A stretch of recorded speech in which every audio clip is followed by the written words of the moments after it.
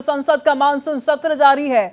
Monsoon सत्र का आज 9वां दिन है। कल हंगामे के चलते स्थगित हुई थी कार्यवाही। लोकसभा में पास हुआ एंटी पेपर लीक संशोधन बिल।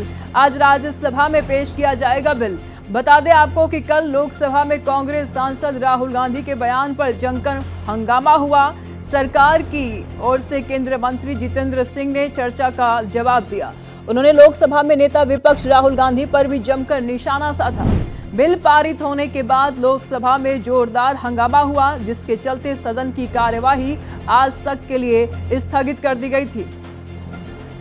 हंगामे के बाद कार्यवाही को आज तक के लिए स्थगित कर दी गई थी। लोकसभा में एंटी पेपर लीक संशोधन बिल पेश किया गया है। आज राज्यसभा में पेश किया जाएगा बिल। तो संसद का मानसून सत्र जारी है। 9वां दिन है आज का दिन बेहद खास। देखने वाली बात होगी कि क्या कुछ आज सदन में होने वाला है। कल हंगामे के चलते कार्यवाही स्थगित हुई थी। लोकसभा में पास हुआ एंटी पेपर लीक संशोधन बिल आज राज्यसभा में भी पेश किया जाएगा। कल लोकसभा में कांग्रेस सांसद राहुल गांधी के बयान पर जमकर हंगामा हुआ था। सरकार की ओर से केंद्रीय मंत्री जितेंद्र सिंह ने चर्चा का जवाब दिया था और उन्होंने लोकसभा में नेता विपक्ष राहुल गांधी पर भी जमकर निशाना साधा। बिल पारित होने के बाद लोकसभा में जोरदार हंगामा हुआ, जिसके चलते सदन की कार्यवाही आज तक के लिए स्थगित कर दी गई थी। अब देखने वाली बात यह होगी कि आज की कार्यवाही में क्या विपक्ष शांतिपूर्ण कार्यवाही चलने देगा, सदन चलने देगा या फिर आज भी हंगामे करेगा। फिलहाल आज राज्यसभा में बिल को पेश किया जाएगा। आज का दिन बेहद महत्वपूर्ण। तो लोक परीक्षा संशोधन विधेयक 2026। तमाम जानकारी के लिए हमारे सहयोगी प्रशांत त्यागी इस वक्त हमारे साथ बने हुए हैं। प्रशांत, क्या लगता है, कल जोरदार हंगामा हुआ, बावजूद इसके बिल पेश हो गया लोकसभा में, आज राज्यसभा में पेश होना है, आज भी विपक्ष हंगामा करेगा राज्यसभा में?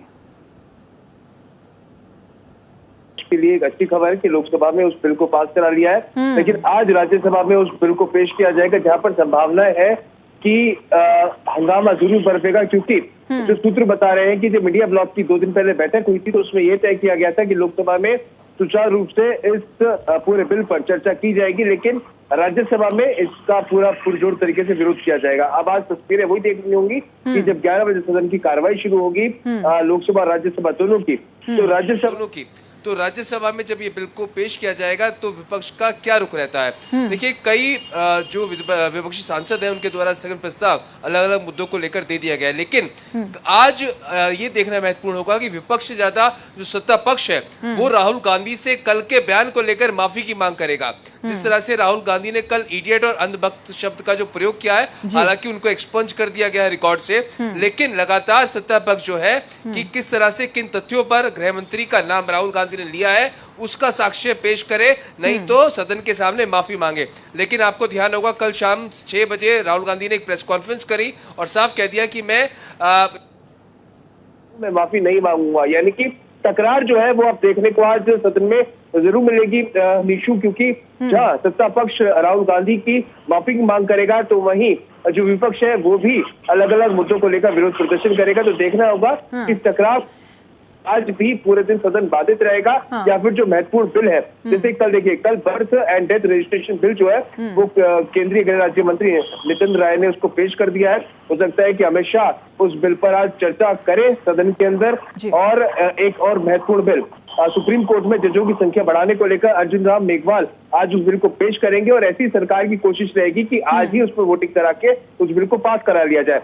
लेकिन जब 11 बजे सदन की आज कार्रवाई शुरू होगी, तो जहां हम विपक्ष की तस्वीरें देखते थे कि अलग मुद्दों को लेकर वो विरोध प्रदर्शन करते थे, तो आज सत्ता पक्ष भी कहीं ना कहीं राहुल गांधी की मांग को, माफी की मांग को लेकर विरोध करता हुआ दिखाई देगा। जी, लेकिन प्रशांत, इसमें सवाल ये भी उठ रहा है कि देखिए, जिस तरीके से विपक्ष लगातार छात्रों के मुद्दों को उठा रहा है, वही दूसरी तरफ अगर देखा जाए तो सदन के बाहर मुद्दे उठते हैं, सदन के भीतर हंगामे हो रहे हैं। क्या लगता है आज कौन कौन से ऐसे मुद्दे हो सकते हैं जो विपक्ष सरकार को घेरेगा और विपक्ष चर्चा की भी मांग करे? देखिए, जहां तक हमें अब जानकारी मिल रही है, कांग्रेस और विपक्ष 10 बजे एक बैठक करेंगे, उसके अंदर आगे की रणनीति तय होगी। लेकिन जिस तरह से कल राहुल गांधी की जो बॉडी लैंग्वेज थी, जो प्रेस कॉन्फ्रेंस को संबोधित किया, एक बार